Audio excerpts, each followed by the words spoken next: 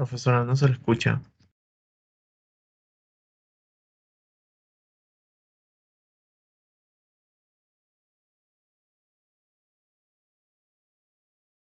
¿Se observa la presentación? Estoy teniendo problemas con el micrófono. ¿Se observa el PPT? Observa, sí. Ya, ok. Gracias, perfecto. Bien, hoy día vamos a desarrollar el tema sobre diversidad microbiana. Vamos a hacer énfasis en las bacterias, sus características, las formas que presentan, así como también la estructura celular y las funciones que éstas tienen. Y luego un taller que forma parte de un trabajo.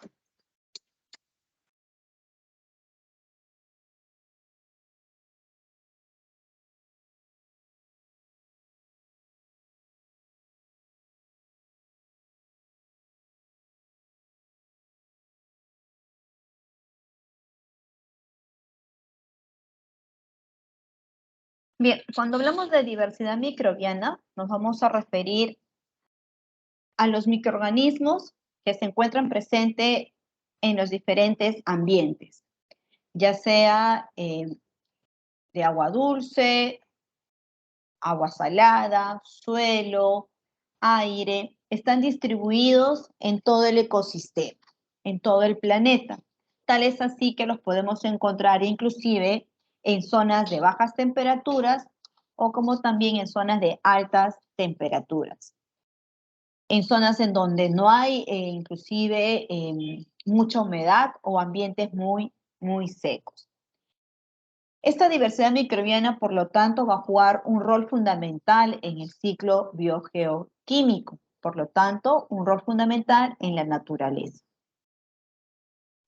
Cada microorganismo o grupo de microorganismos está cumpliendo un rol.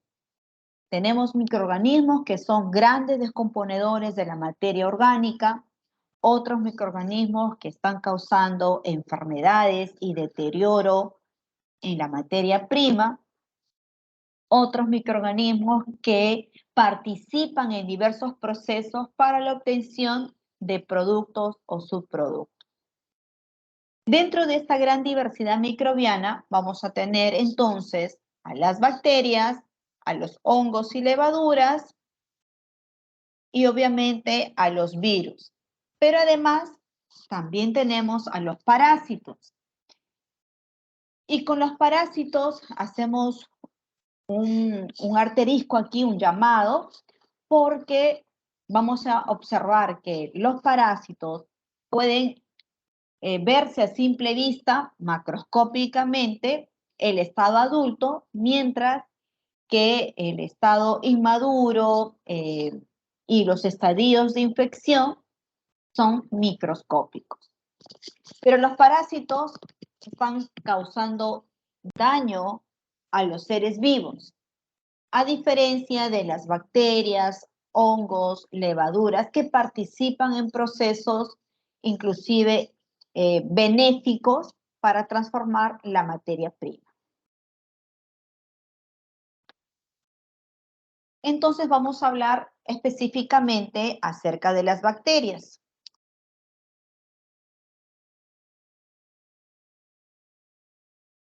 Y justamente ustedes la semana pasada hicieron un taller relacionado con las diferencias que presentan las células procariotas y eucariotas. Hicieron el taller, algunos de ustedes participaron e indicaron algunas de las diferencias. Y hoy resaltamos las características que presentan entonces las bacterias, las cuales van a presentar la célula procariótica. Estos microorganismos son unicelulares, son microscópicos, requerimos hacer uso del microscopio para poder observar a las bacterias. Pero como célula procariota tienen una característica fundamental y es que carecen de membrana nuclear. Por lo tanto, no van a presentar un núcleo definido. Así como también las organelas están limitadas por membranas, no van a presentar ese tipo de organelos. Sin embargo, su pared celular es muy característica, que les va a otorgar inclusive la forma definida que presentan las bacterias, y contiene un componente llamado mureína, que es específico de las bacterias. Son microscópicas, hablamos de entre 1 a 10 micrómetros de longitud por 0,5 a 2 micrómetros de ancho. Y se encuentran distribuidos en el aire, suelo y agua, es decir, en varios ambientes. Las bacterias pueden ser cultivadas a nivel de laboratorio. Observamos en la imagen inferior justamente cómo se observan las colonias microbianas en una placa Petri que contiene un medio de cultivo especial para el crecimiento bacteriano. Entonces acá tenemos a la célula procariota y cada uno de los componentes estructurales que presenta dicha célula, distinguiendo las estructuras internas, como es el nucleoide, los ribosomas que están presentes, el plásmido que contiene ADN extracromosómico, el citoplasma celular, el material genético que es el ADN, que vendrían a ser los componentes internos. Inclusive, aunque acá no se señala, inclusiones citoplasmáticas y las estructuras externas dadas por el flagelo, las fibras que están alrededor de la bacteria. Tenemos también la membrana, la pared celular, como capas que envuelven al material genético, y los mesosomas, que son las invaginaciones de la membrana celular. Entonces vamos a hablar de cada uno de estos componentes para especificar las funciones que realizan.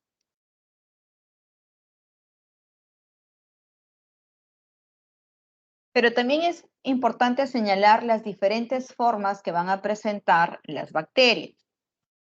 Tenemos bacterias que tienen la forma esférica, las cuales son denominadas cocos. Podemos ver en la parte superior justamente cómo se observan al microscopio estas bacterias.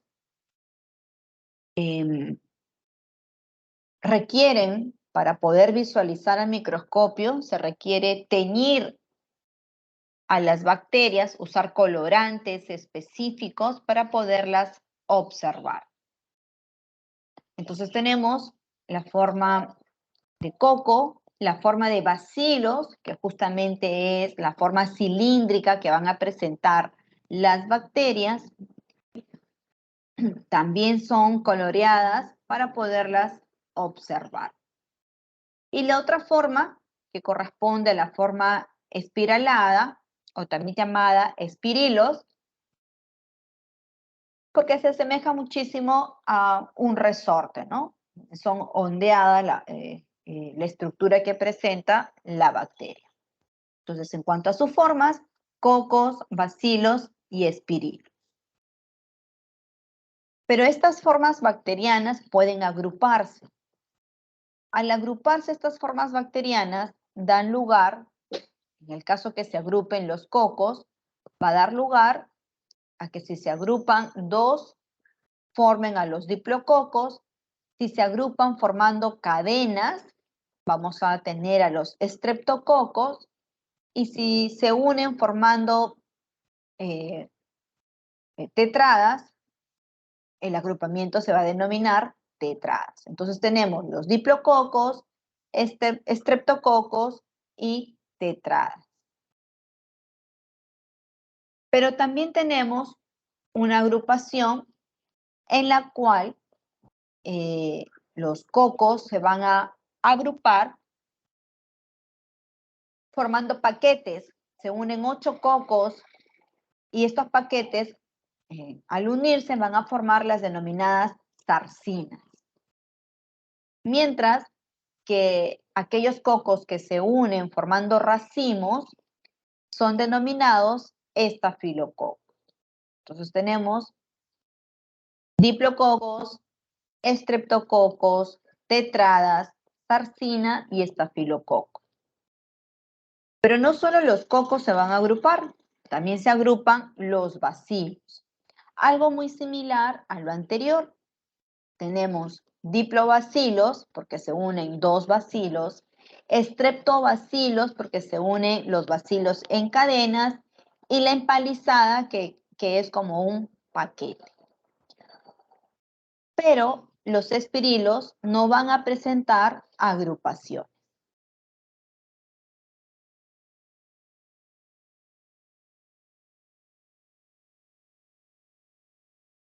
Sobre la pared celular, que viene a continuación,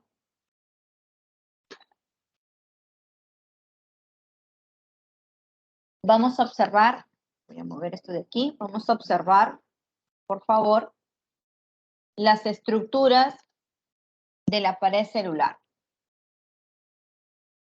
La pared celular bacteriana es rígida, les decía hace un instante, porque permite dar la forma definida a la bacteria. Para que sea rígida, la estructura que conforma esa pared le otorga esa rigidez. Pero esta estructura va a estar compuesta por dos ácidos. Ácido N-acetilmuránico y el ácido N-acetilglucosamina. Entonces, veamos aquí este esquema en donde tenemos en forma alternada el ácido N-acetilmuránico y el N-acetilglucosamina. Van en forma alternada en esta cadena.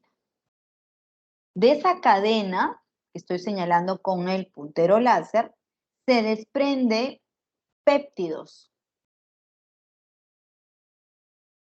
Pero esta cadena se va a unir a la siguiente cadena mediante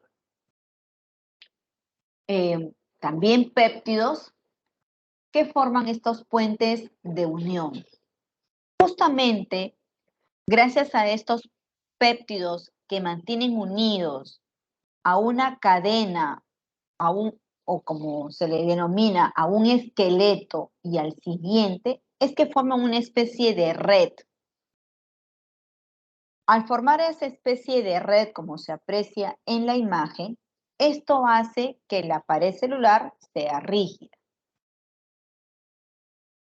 Esta pared que está aquí en la parte superior corresponde a Staphylococcus aureus. Y en la parte inferior podemos apreciar la estructura de la pared celular de las bacterias Escherichia coli. También tiene el esqueleto en la cual presenta en forma alternada el N-acetilmurámico y el N-acetilglucosamina. Se desprende del murámico los péptidos.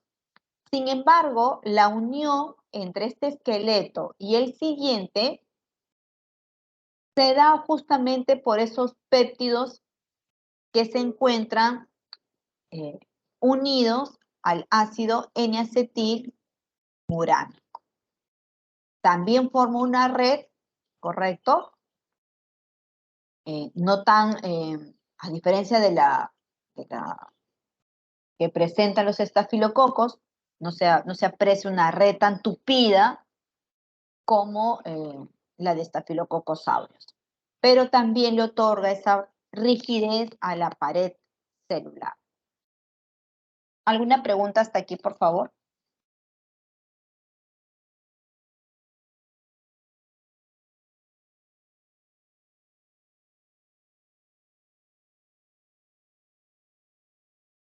¿Ninguna? Entonces, ¿será la única función que presenta la pared celular, la de dar la forma a la bacteria? No. vamos a tener a continuación que permite la comunicación con el medio externo, presenta lipopolisacáridos que le otorgan la patogenicidad a la bacteria, presenta también un espacio periplásmico en donde hay enzimas de transporte, enzimas hidrolíticas, y específicamente este espacio periplásmico se encuentra presente en las paredes celulares de las bacterias gram negativas. ¿Quiénes son estas bacterias gram negativas y por qué reciben esa denominación? Les mencionaba que para poder observar a las bacterias necesitamos usar colorantes. El colorante que se utiliza para poder diferenciar a las bacterias en dos grandes grupos se denomina coloración gram. Esta coloración gram está conformada a su vez por el colorante cristal violeta, por el alcohol ácido, por un decolorante que es el Lugol y por un colorante de contraste que es la safranina. Todos en su conjunto conforman la coloración gram.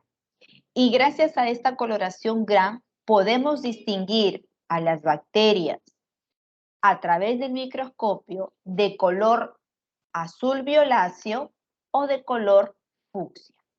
Las que son de azul violáceo van a ser las bacterias gram positivas y las que son de color fucsia son las bacterias gram negativas.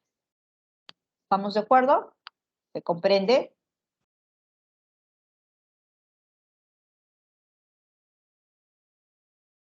¿Jóvenes?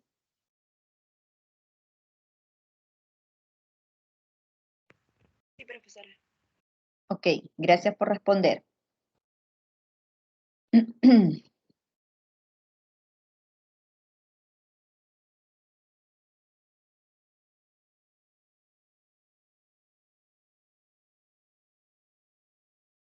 A continuación tenemos cómo es la pared celular de la bacteria gram positiva.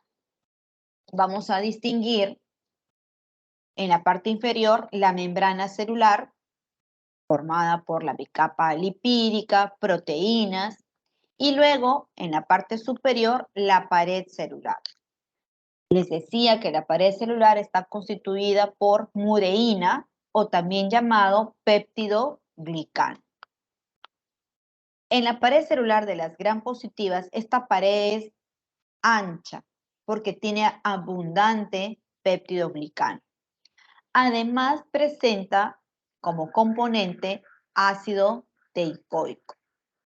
Otros compuestos que pueden estar presentes en la pared celular de las gram positivas son los ácidos teicoicos, ácidos teicurónicos y ácidos micólicos, aparte del peptidoglicano o mureína. Y algunas bacterias pueden presentar en la parte externa otra estructura denominada cápsula, pero la cápsula solo la presentan algunas bacterias, no todas.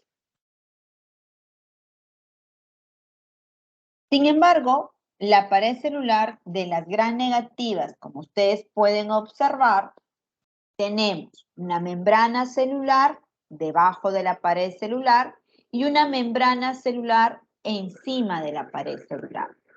Entonces, la pared celular de las gram negativas se encuentra presente entre dos membranas celulares. Es más, se atribuye que la pared celular de las gram negativas, aparte de la pared propiamente dicha, presenta una membrana externa. ¿Qué distinguimos en esta pared celular? Que la pared es angosta porque tiene en menor proporción el péptido glicano, contiene además lipoproteínas y lipopolisacáridos que salen de la pared celular, atraviesan la membrana externa y llegan al exterior. Entonces, esto justamente es lo que marca la diferencia entre una pared celular de las bacterias gram positivas y las gram negativas. Como se encuentra esta pared entre dos membranas, a este espacio se le denomina espacio periplásmico. ¿Qué funciones tiene justamente este espacio? Bueno, podemos encontrar ahí proteínas del periplasma, vamos a encontrar proteínas de unión, enzimas para la biosíntesis, enzimas para la degradación e inclusive enzimas para la detoxificación. Y justamente está ubicada en ese espacio periplásmico. Pero así como hay bacterias que presentan pared celular, hay otras bacterias que carecen de pared celular. ¿Qué sucede con estas bacterias? Como es el caso del micoplasma. Es aquella bacteria que no presenta pared celular. Sin embargo, quien asume las funciones de la pared celular viene a ser la membrana celular, la cual es bastante gruesa, contiene esteroles y también contiene lipoglicanos. Al no tener pared celular, no tiene una forma definida. Por eso se dice que son pleomórficos, porque no tienen una forma definida. Entonces, micoplasmas carecen de pared celular.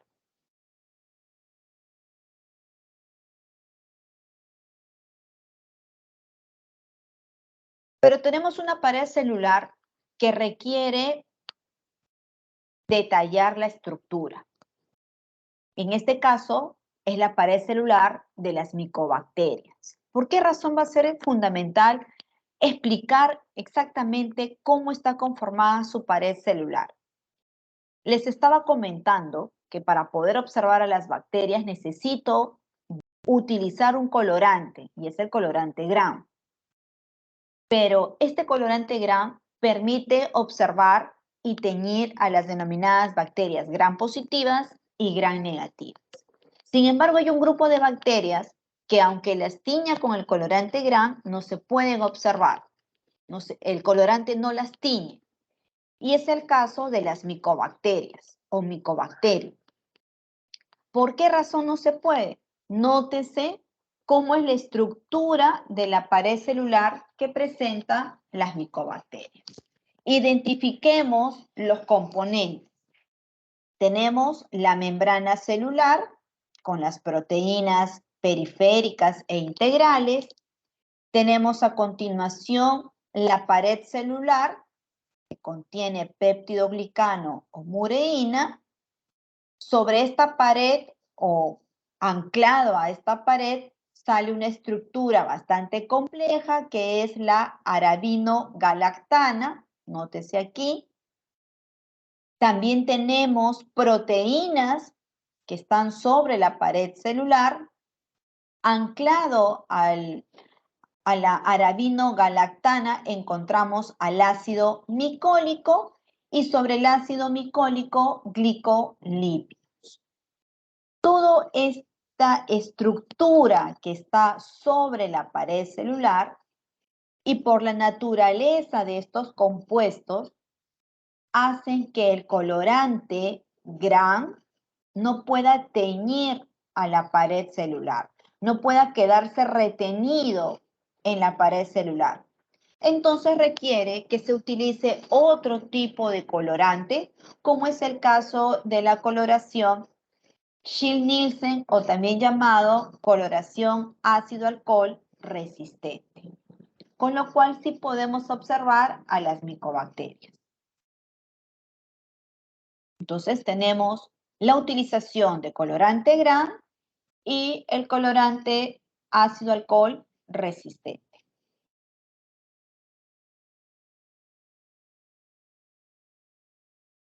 La siguiente estructura es la membrana celular.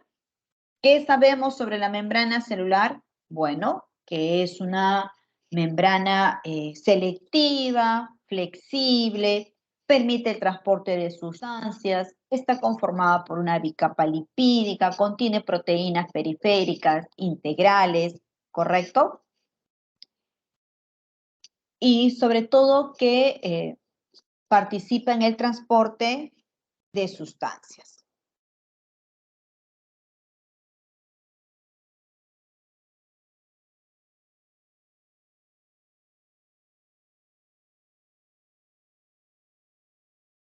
Bien.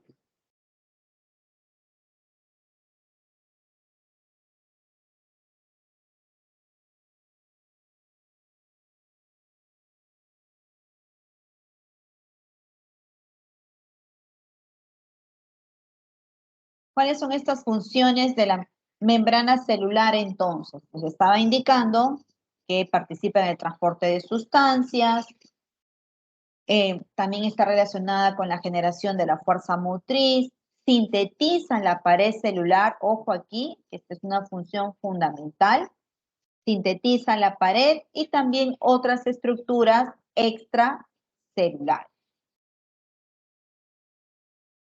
El material genético, ADN, ¿correcto?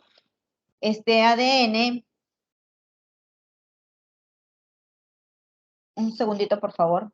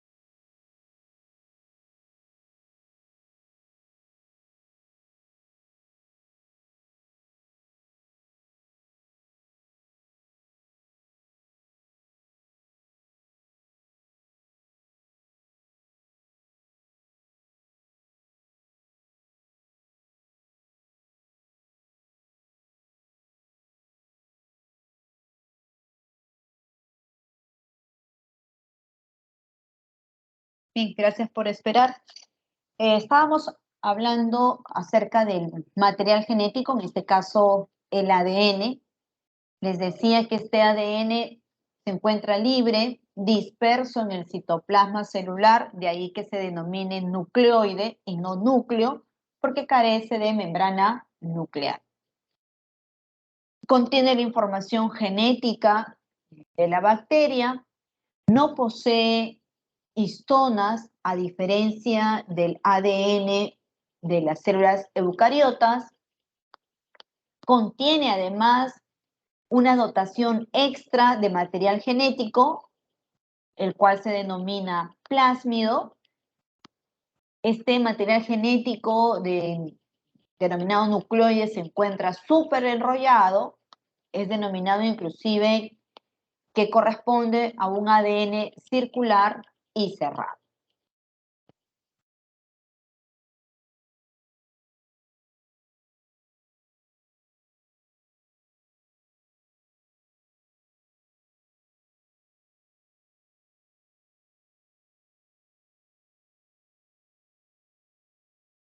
Perdón, ¿me escucharon bien? Sí, bióloga, sí se lo escucho. Ok. Tenemos entonces el citoplasma celular, el cual contiene proteínas. Vamos a encontrar inclusive a los ribosomas distribuidos, los cuales van a permitir la síntesis proteica. También encontramos a nivel del citoplasma ARN mensajero y de transferencia, quienes también participan en la síntesis de proteínas. No se observa el microscopio compuesto, y algo fundamental es que carece de citoesqueleto, a diferencia de las células eucariotas. Otras estructuras características que se van a presentar en las bacterias están relacionadas con las fimbrias, flagelos, endospora, presencia de cápsula e inclusiones citoplasmáticas. Y que también están ligadas justamente a poderlas clasificar o poderlas identificar según una clave taxonómica, dando lugar a la identificación de género y especie. Cuando hablamos de las fimbrias, estos son apéndices cortos, filamentosos, de naturaleza proteica, y participan fundamentalmente en la fijación o adherencia de la bacteria a diversas superficies. Pero además de participar en la adhesión, está relacionada con un mecanismo de transmisión de material genético conocido como conjugación, en el cual se forma un puente, como el que ustedes ven en esta microfotografía, se forma un puente conjugativo entre una bacteria y otra. Para que se forme este puente, está participando las fimbrias. En la parte superior observamos a la bacteria y en esta microfotografía se denota las numerosas fimbrias o pili alrededor de la bacteria. Los flagelos, que son los apéndices de locomoción, pueden estar presentes en la bacteria o pueden carecer de este. Vamos a encontrar que los flagelos pueden ser numerosos o solo puede haber un solo flagelo o no tener la bacteria flagelo. Y justamente el hecho de que los flagelos pueden ser numerosos o no permite que se les pueda clasificar de acuerdo al número de flagelos en monotrico, porque tiene un solo flagelo la bacteria, lofotrico, porque tiene varios flagelos en ambos polos o extremos de la bacteria, anfitrico, porque tiene un flagelo en ambos extremos, y peritrico, porque tiene flagelos alrededor de toda la bacteria. Y los que no tienen flagelos, denominados atricos. Entonces, puedo clasificar a las bacterias por el número de flagelos que presentan, siendo entonces una característica para poderlas identificar. Acá nótese cómo se observa en esta microfotografía la presencia de flagelos en la bacteria. Un momento, por favor.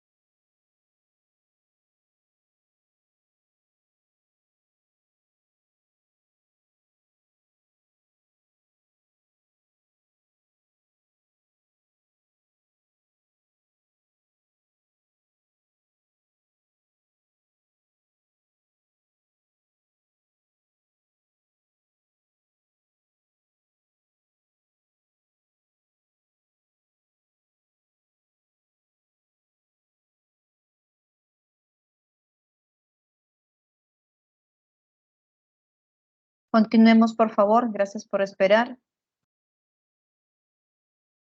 Estábamos hablando sobre la clasificación de acuerdo al número de flagelos. Pasemos ahora a hablar sobre las inclusiones citoplasmáticas, las cuales se asemejan muchísimo a la función que realizan las vacuolas, ya que almacenan sustancias que las bacterias sintetizan, como son los gránulos de almacenamiento de polifosfato, de polihidroxibutirato, contienen inclusive gas, carboxisomas, son vesículas que van a estar almacenando ciertas sustancias que luego las bacterias van a excretar. Pueden ser sustancias de reserva o inclusive sustancias de desecho. Además, pueden presentar cubiertas celulares, como las que mencioné al inicio, relacionadas con la cápsula, la cual puede estar presente en algunas bacterias cuya función está relacionada con evitar la fagocitosis. Estas cápsulas forman parte del denominado glicocálix como estructura de protección que sintetiza la bacteria. Otros pueden ser las capas mucilaginosas, que también cumplen un rol de adherencia. Las funciones entonces están relacionadas con la protección, evitar la fagocitosis, evitar la desecación, protección contra virus y toxinas de otros microorganismos, así como también facilitar la adherencia a la superficie. Entonces, hasta ahí tenemos las estructuras que presentan las bacterias. Ahora pasemos a hablar acerca de que algunas bacterias, como mecanismo de resistencia, como mecanismo de permanecer en los ambientes, forman una estructura denominada endospora, la cual se forma cuando el ambiente es adverso para la bacteria. Es decir, cuando hay falta de nutrientes, hay desecación, radiaciones, entonces la bacteria inmediatamente comienza a formar estas endosporas que justamente son capas que van a proteger el material genético. Los únicos géneros bacterianos que pueden formar estas endosporas son los géneros Bacillus y Clostridium. Por lo tanto, con eso se garantiza la supervivencia cuando el ambiente es desfavorable. Puede permanecer como espora, es decir, la endospora se forma en el interior de la bacteria. Luego que se libera, se va a denominar espora. Esta espora puede permanecer por largos periodos de tiempo hasta que las condiciones sean favorables y comience nuevamente a formarse la célula bacteriana vegetativa.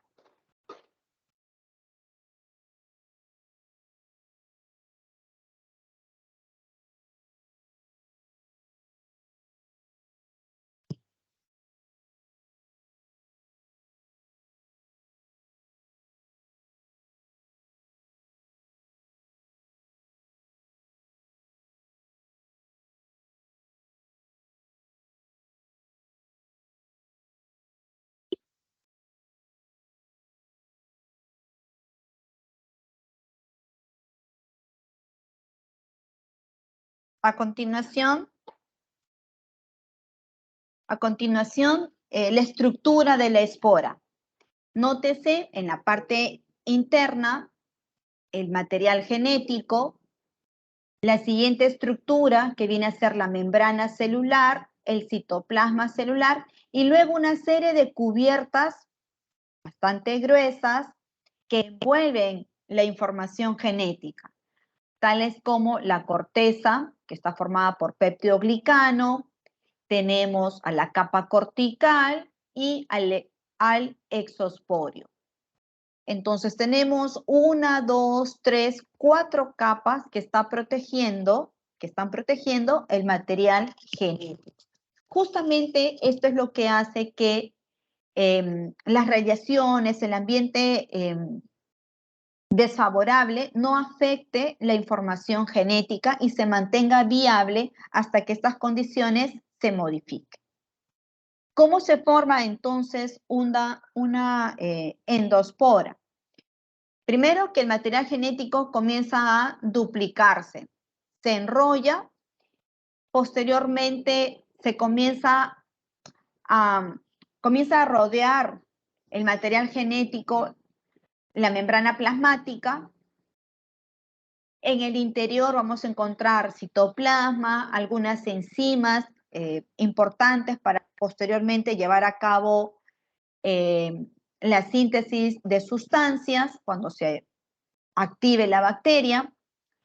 Hay una eliminación de agua, se forman estructuras de resistencia al calor, como son las capas protectoras que les mencioné en la imagen anterior. Entonces, una vez que se forman todas estas cubiertas, tenemos ya la endospora en el interior de la bacteria, ocurre la lisis celular, es decir, la ruptura de la membrana y pared celular, para que esta endospora sea liberada. Y una vez que es liberada, estamos hablando de una espora bacteriana. Entonces, eso como mecanismo de resistencia. Ahora mencionemos cómo es que se lleva a cabo la reproducción bacteriana. Tenemos que la bacteria, para que se pueda reproducir asexualmente, ocurre duplicación del material genético, hay elongación de la membrana y pared celular, se forma un tabique o septo de la bacteria, en la bacteria, el material genético comienza a repartirse en ambas células bacterianas, el septo se hace cada vez más delgado y termina por romperse, generando la separación de las células bacterianas. Entonces, a partir de una célula se han formado dos células hijas. Entonces hablamos de una reproducción asexual por fisión binaria. Sin embargo, existe el intercambio del material genético, los cuales pueden ser de tres tipos: la transformación, la conjugación y la transducción. En la transformación, lo que se hace es liberar el material genético en un caldo de cultivo o en fluidos. El material genético liberado ingresa o atraviesa la membrana y pared celular de una bacteria. Acá tenemos, por ejemplo, esta célula bacteriana receptora y el material genético que ha ingresado al interior, porque esta bacteria está apta para recibir esa información genética. Una vez que ingresa, ese fragmento de ADN se fusiona, se une al material genético bacteriano, con lo cual estamos obteniendo una célula bacteriana transformada. ¿Transformada por qué? Porque contiene su propia información genética y contiene la información genética de otra bacteria, la cual ha liberado su información y ha penetrado en la célula bacteriana receptora. Entonces, así es como se da este mecanismo de transformación. En la conjugación, recuerden que casi al inicio hablábamos de las fimbrias y que gracias a las fimbrias se forma un puente conjugativo. Entonces tenemos igual dos bacterias, una donadora y otra receptora. Entre ambas se forma este puente conjugativo y una vez que se forma, la célula donadora transfiere la mitad del plásmido a la otra bacteria receptora a través del puente conjugativo.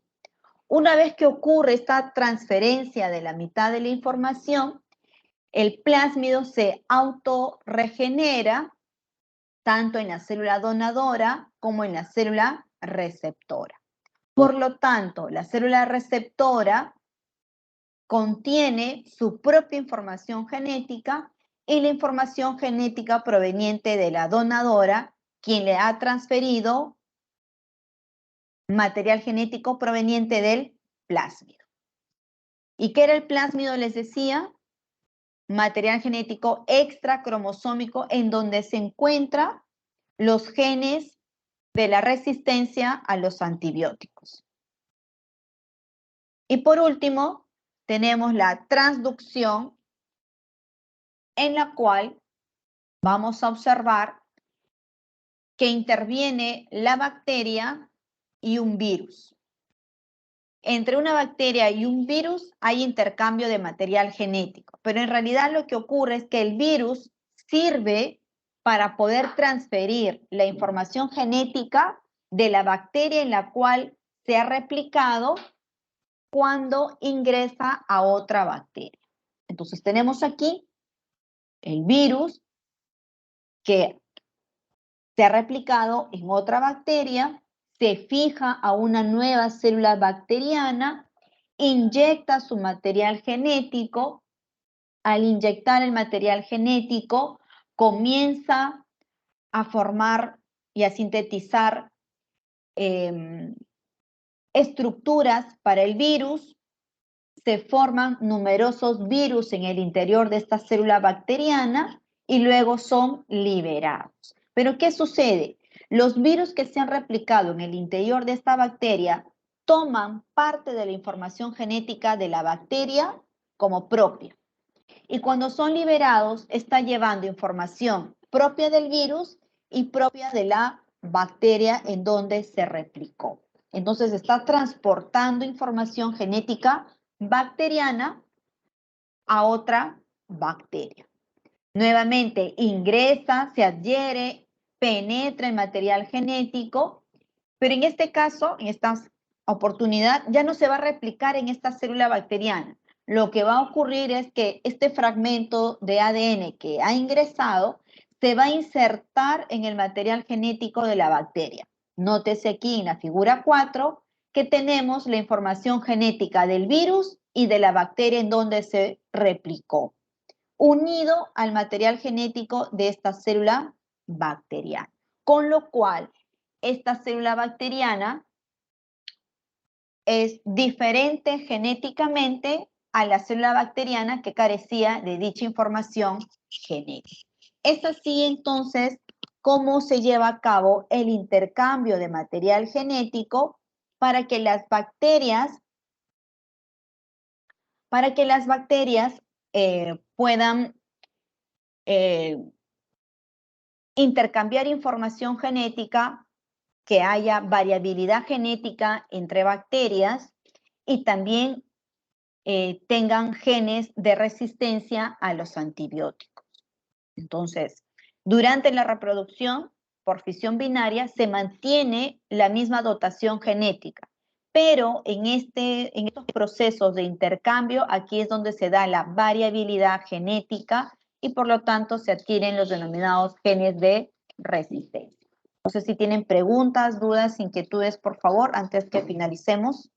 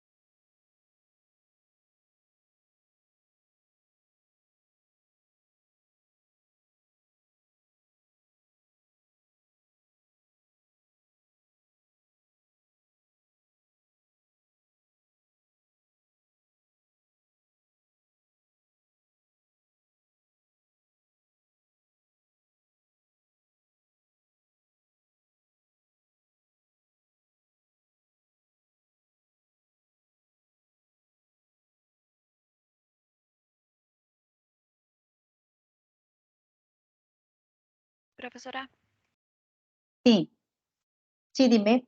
disculpe, ese que está compartiendo ahorita en la pizarra, tenemos que presentarlo a qué hora. No, ya quedaría pendiente para la siguiente semana.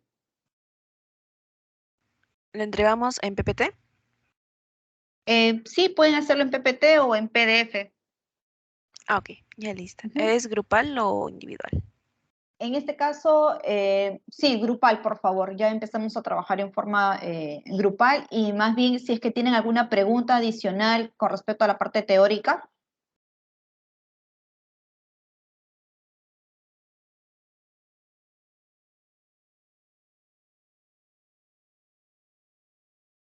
Bien, si no hay preguntas de la parte teórica, entonces este taller es en forma grupal.